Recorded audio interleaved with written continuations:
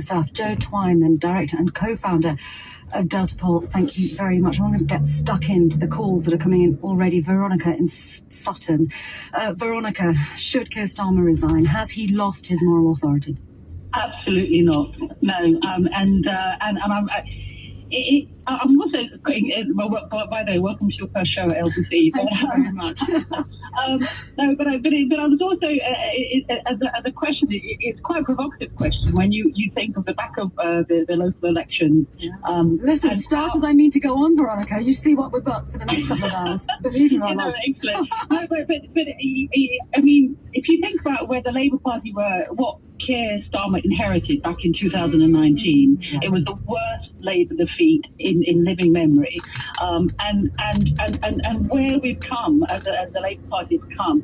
Unfortunately, Keir, not only has he got Beergate now, which has been construed by some members of the mass media as we are instigated by some of the MPs. Oh, here we go, Veronica, come on. I've only been on air for 15 minutes, it's all our fault again. No, seriously, because you cannot compare what Keir Starmer did when he was working on a working meeting, to the debauchery that's been going on in Number 10 during the pandemic. I mean, it's incomparable that he's even being held up to that. Hang on a minute, I hear you on that. I absolutely hear you on that. But the fact is, Durham Police say there is now significant new information. They haven't released what that is because it's a live, ongoing criminal inquiry. Now, the fact is they have reopened a police investigation. That means that they are devoting resources to it. That means time and officers, and they wouldn't be doing that, presumably, unless they have very good reason. I mean, like any of these things, until the facts are out there and the conclusions are made, that's when decisions should be fixed-penalty notice. Okay, for this one event, we still don't have, and because the Met Police decided to institute some purdah on what's going on in Number 10 and the rest of that, and it is assumed that Boris Johnson is going to get many more. We still haven't seen the Sue Gray report either. So I think this narrative which has been driven, and no disrespect to you, the Daily Affairs, but this narrative being driven, you cannot. There's not an equivalent here, and it's been blown out of all proportions. So I think there's members of all right, the media. John, there's nobody there, so we'll be quick. Jump out and get some flowers that you like for Mum, yeah? Yeah. I hear you, Veronica and Sutton. Saying that it's Be really quick, yeah? What do you mean there's no one there? Well, there's nobody queuing, so, they're normally quite expensive, so there you go. Well, just get whatever you want, yeah? Just one bunch, yeah? Yeah. This is LBC. Hi, Mick Knowles here. These days we're all concerned with the rising price of energy and how to be more sustainable. But the team at Euronics have got some great solutions. Like, did you know you could save up to 38% more energy using eco programs on your washing machine? With brands like Beko, Blomberg and Hotpoint. And with over 600 Euronics stores nationwide, you can just pop in or give them a call. For great local service, just ask. At Lidl, we're big on a summer of quality for all. So it's time to get those Barbies out with 2 Vermondo vegan burgers, just $1.59. 2 Seabass fillets with butter for $3.69. And 6 How much was it? hot dog sausages, just $2.99. Now that's big on quality and Got change? Lidl on price. Subject to availability, selected stores, excludes NI. Hey, Harry. Alright, give them to me and I'll put them on the floor, yeah? It's a tough one to call. Your best bet is to ask Michael Owen. Here, Michael. Hello, Gaffer. You got any tips from the Oh, that's fine, huh? I think we'll be plenty of goals. No, I can't see that. Both defences are strong. Put them in water when you get them. Yeah. I'll put them in water in a vase in your bedroom, yeah? I've got to go. I've got money on the next race. Whether you listen to Harry or Michael, make your best bet at BetVictor. Search online for latest offers. 18 plus, be gamble aware. Please gamble responsibly. Selling your car doesn't have to mean haggling with strangers or pretending to be a car connoisseur. Simply sell your car the motorway way. It's the new sell your car from home way. All while car dealers compete to give you the best price way. It's the you could get up to £1,000 more way. This is the new way to sell your car. This is the motorway. Sell your car at motorway.co.uk. For price and paid verification, visit motorway.co.uk. Sangeeta Meister on LBC. Call 0345 6060 973. Yeah, That's me, Cindy, joining with you until 4 o'clock today.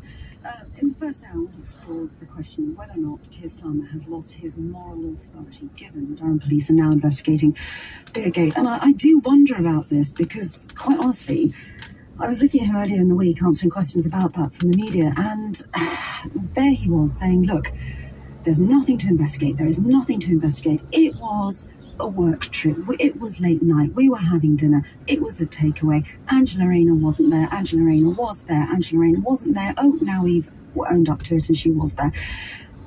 Do you think he has handled this well, or has he lost his moral authority and does he need to resign as leader of the Labour Party? What do you think, John and Felton? I don't care. They can have any leader they want. I don't care who the leader of the Tories are, because I only care about the policies. You know, I prefer Labour's policies, so I vote for Labour. They want to build social houses for low rent, you know, and the Tories are building houses that you can only buy. Why is that important to you, John? Yes, so I only care about the policies, because if someone replaces Boris, the Tory policies will be the same. If someone replaces the leader of the Labour Party or any other party, their policies will stay the same. So if the policies stay the same, I'm going to stick with Labour because I prefer their policies. Of course, if the Tories change their policies, I prefer their policies, I'll vote for them, because it's the policies that change our life. It's not the personality of leaders. And I hear people all the time calling into LBC saying, oh, I don't like the Labour leader as much as I do the Tory leader, so I'm going to vote for the Tories. Well, that's not right, because it's not the leaders, is it, that's going to change our life? It's the policies of those parties that are going to change our life. Yeah, I mean, you're absolutely... I don't know why we keep on talking about the leaders all the time. John, you're absolutely right. We don't have a presidential system here. Exactly. We are supposed to have cabinet government. But in the last couple of years, there are going to be lots of people listening to you saying, you're absolutely right, the policies do matter, and that was part of my calculation when I voted yesterday. But what they will also say is, perhaps, that in the last couple of years, we have seen a moral vacuum developing at the top of leadership in this country. And what lots and lots of people are saying is that unless you have leadership in which you can have faith to lead in an honest and open and transparent way, people who make up the rules and then stick by them, it is very difficult to see past that before you even get to the policy. Surely they have a point. No, because the policies are always going to come through. They're not going to go against the policies, whatever personnel they got. And we wouldn't vote for lots of great people, because if they're ugly and fat and or whatever, there's no way they could become the leader, even though they're excellent people and they are honest and they would deal with the country a lot better. Like Winston Churchill. Do you really think Winston Churchill could ever become, based on his looks only, do you think he could ever become a leader of the Tories or the Labour Party today? No, he couldn't. And yet, look how great a leader he was, and he helped us win World War II. So there you go. John and Felton, thanks very much indeed. Do you agree with John? I probably wouldn't draw his analogy with Churchill, but what he's saying is we have got just too wrapped up in the superficialities of things. And for him, moral authority is one of them. Actually, it's the policies that count. What do you think? 0345 606 973. You can text me to 84850, or of course you can tweet at LBC. In the meantime, Scarlett Maguire, political commentator and former communications advisor to the Labour Party, under the premiership of Tony Blair and Gordon Brown, joins me now. Good afternoon, Scarlett. Thanks for joining me. Good afternoon. Is this cause for celebration? The local election results. Yeah. I mean, I think they're quite amazing. If you look at London, Barnet is very important because it shows that the whole anti-Semitism problem is over, that Labour won Barnet. And then to win Wandsworth and Westminster... Sorry, just to jump in there, what you're alluding to is the fact that there is a large Jewish community in Barnet, right? there's a large Jewish and absolutely, and an awful lot of them said they would never vote Labour again because they really hated Jeremy Corbyn, and that has been turned round. That is quite important, actually. I mean, it's something that Keir, when he got elected, he said he was going to get rid of the anti-Semitism problem in the Labour Party, and the whole question was, would the Jewish people believe him? And quite clearly, they now do. And they've shown it. You said there, this is quite tremendous, that these are huge gains, these 3 councils in London. But I'd just like to point a couple of things out to you. London is already a Labour heartland. We are in the depths of a cost of living crisis. We're heading towards recession. We've just had questionable leadership over those last 2 years in COVID. We've got 50 fines doled out to people who are working in Downing Street over various Partygate instances. Shouldn't Labour have done a bit better? Labour did. The problem was that there's a high watermark in 2018, and that's what they were being judged against. So actually, well, that's not what I'm asking. Scarlett, that's not what I'm asking. Of the Tory seats weren't coming up. A lot of things was just Labour keeping better.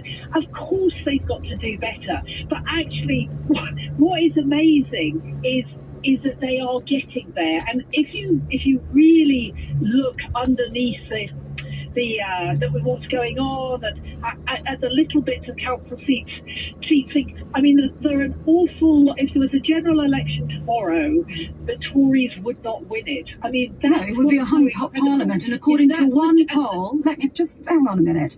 According to one poll, Labour would hold the balance of power, and according to another set of projections, the Tory party would. So it's not quite as cut and dry as you're suggesting. And the fact is, they haven't made the gains they needed to in the red wall areas. Labour got 35% of the vote, and Tories got 30%.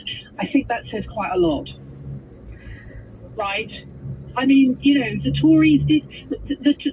There is no question that if there had been a general election on Thursday, that Labour would have been the biggest party. They wouldn't have won outright, but they would have been the biggest party. They would have got more votes than the Tories. Okay, just to be clear, you are quoting the BBC analysis of that and not Sky. Let me take you on. The big question I'm asking this afternoon, over the next half an hour or so, is, has Keir Starmer lost his moral authority when it comes to breaking lockdown rules, given Durham Police are now investigating? Look, everybody knows that there's been an awful lot of pressure on Durham Police. I mean, 7 days running, the Daily Mail front page was calling on Durham Police to investigate.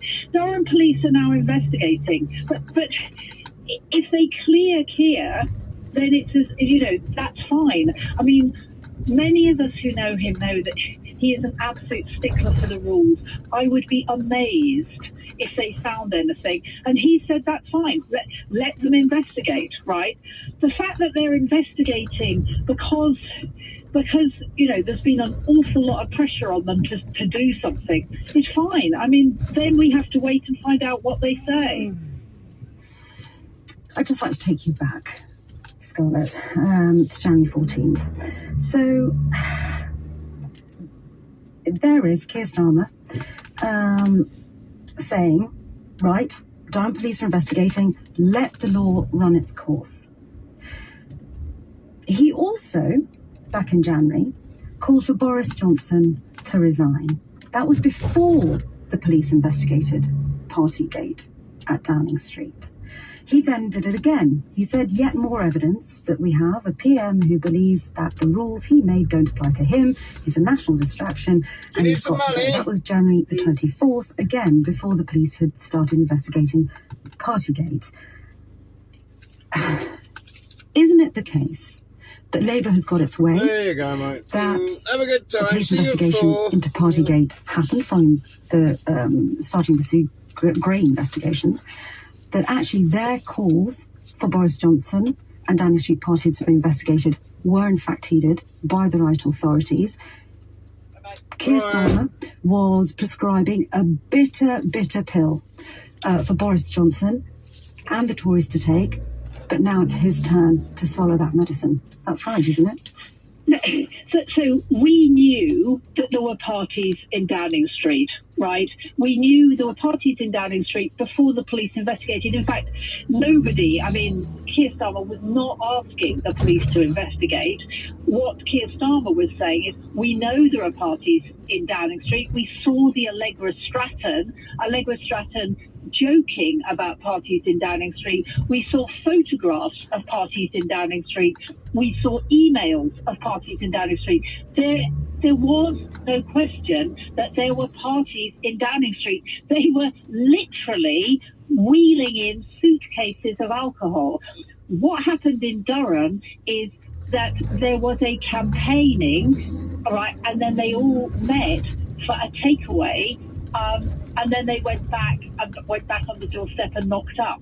Now, it's up to the police what they find, but what we knew is there were parties that people were invited to in Downing Street. The only fine so far is for Boris Johnson's birthday party, right? That was a party. There is an enormous difference between people at work having a meal and people being invited to numerous parties that went on and on at Downing Street. That's why the local election results were what they were, because over and over again, people are very, very angry that Downing Street thought they were above the rules. It's really simple. Scarlett Maguire, political commentator and former communications advisor to the Labour Party under the premierships of Tony Blair and Gordon Brown. Thank you very much indeed. Do you agree with Scarlett that there is no comparison between Partygate at Downing Street and the police investigation into Keir Starmer? Pick up the phone and call me. 0345 606 973. You're listening to Sangeeta Maiska on LBC, and it's time for the news headlines with Simon Morgan. Sinn Féin's well on course to become the largest party in Northern Ireland's Assembly. The counting's continuing, but it would mean a nationalist First Minister and likely calls for a referendum on a united Ireland. Russia says it's destroyed a large stockpile of military equipment provided by the US and European countries in Ukraine's Kharkiv region. Moscow says it struck 18 facilities overnight, including 3 ammunition depots. And the Taliban has ruled that all women in Afghanistan must cover their faces in public. The order has come from the group's supreme leader. LBC weather: any showers in the southeast will fade away this afternoon. Dry and cloudy elsewhere across the UK with a high of 19 degrees. This is LBC. We are safe homes and happy residents. We are a relaxing night's sleep. We are ECO, detecting the undetectable, leading the way in fire and carbon monoxide protection.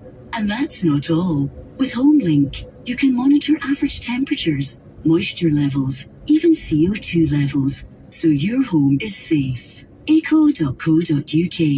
Safety first. ECO first. I've never been a fan of lilies. I want sunflowers and tulips at my funeral. It might cheer everyone up a bit. Oh, that sounds like a lovely idea. We can arrange that for you. With over 150 years' experience, you can count on Co-op Funeral Care to help you pre-plan the send-off you want. To find out more, visit your local Co-op Funeral Care or go to coop.co.uk/personal-funerals. Co-op is what we do. We got it at Selco.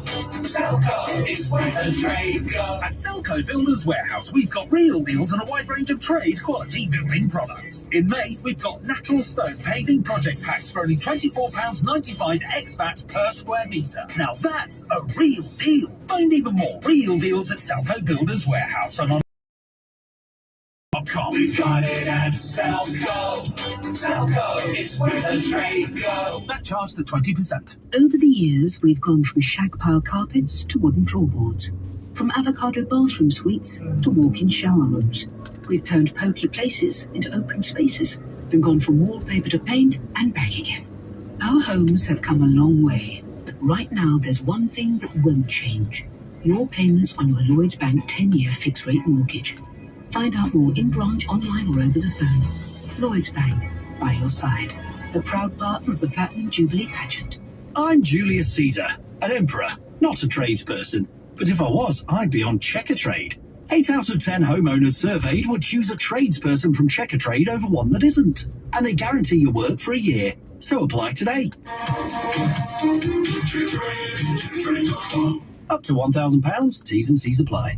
This is LBC with Sangeeta Maiska. Call 0345 6060 973. Tweet at LBC. Text 84850. Good afternoon, I am Sangeeta Maiska taking your calls on whether Keir Starmer has the moral authority to lead now that Durham police are reinvestigating that incident, that alleged rule-breaking lockdown Beergate scenario there.